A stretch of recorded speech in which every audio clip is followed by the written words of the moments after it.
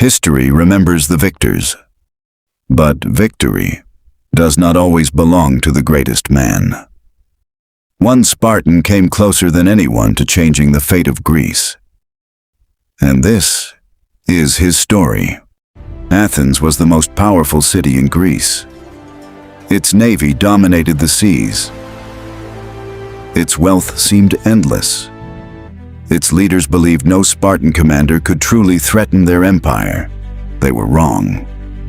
One man would march hundreds of miles through hostile territory, persuade entire cities to abandon Athens without major bloodshed, and force the mighty democracy into a panic. His name was Brasidas. While most Spartans won battles through brute force, Brasidas won through speed, intelligence, diplomacy, and daring. This is the story of the Spartan general who nearly changed the course of the Peloponnesian War.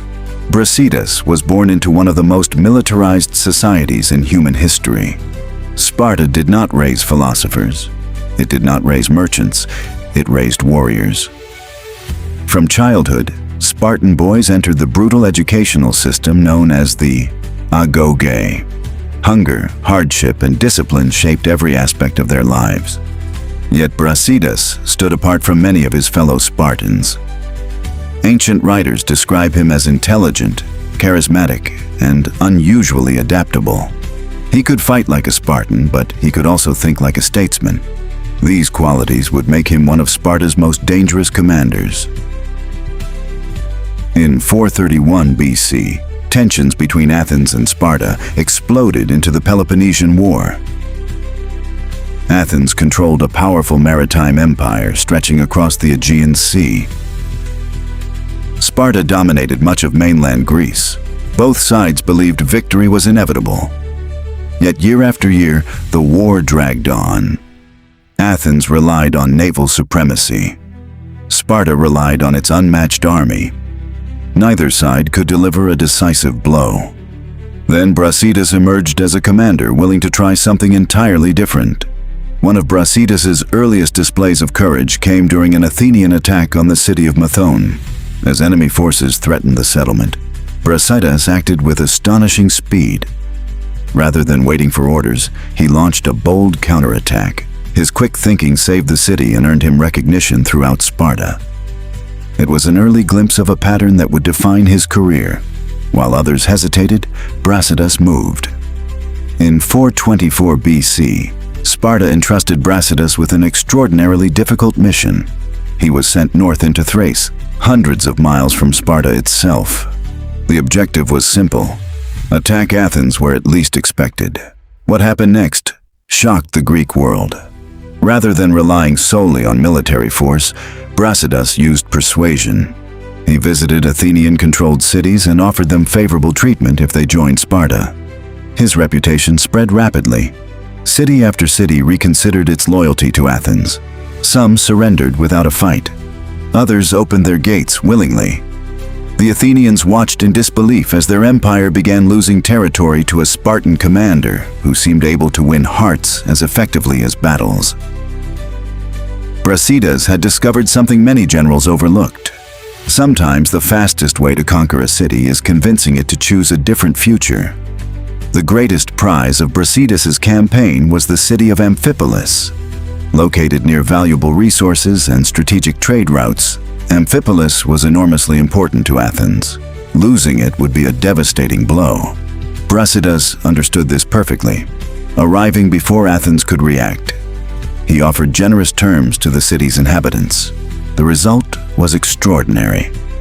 Amphipolis surrendered. The Athenians were stunned. Their commander arrived too late.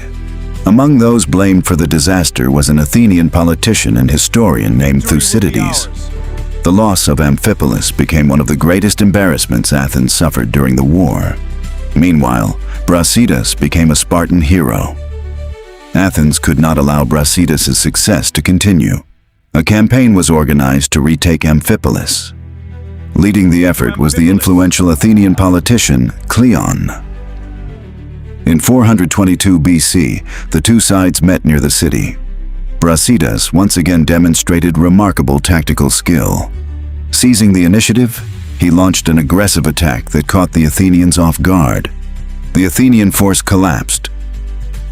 Cleon was killed while attempting to retreat. Sparta had won another major victory, yet the triumph came at a terrible cost. During the fighting, Brasidas suffered severe wounds. Though victorious, he would not survive. As news spread, the people of Amphipolis honored him as a hero and founder. The man who had taken their city had also earned their admiration. Few Spartan commanders received such respect outside Sparta itself. His death removed one of the most capable leaders of the entire war. Brasidas proved that victory is not always won by the largest army. Intelligence, speed, persuasion, and bold leadership can be just as powerful as swords and shields. He forced Athens onto the defensive. He inspired allies.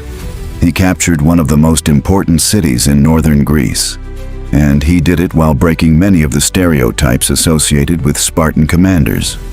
Brasidas was unlike any Spartan commander of his age.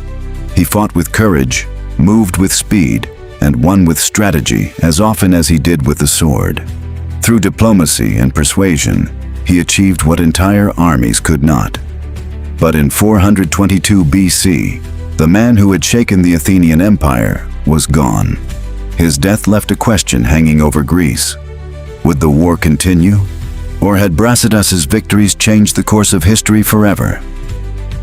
In the next episode, we'll follow the dramatic events that unfolded after his death, from uneasy peace to the final struggle that decided the fate of Athens and Sparta. Because the story of Brasidas may have ended at Amphipolis, but the story of the Peloponnesian War was far from over.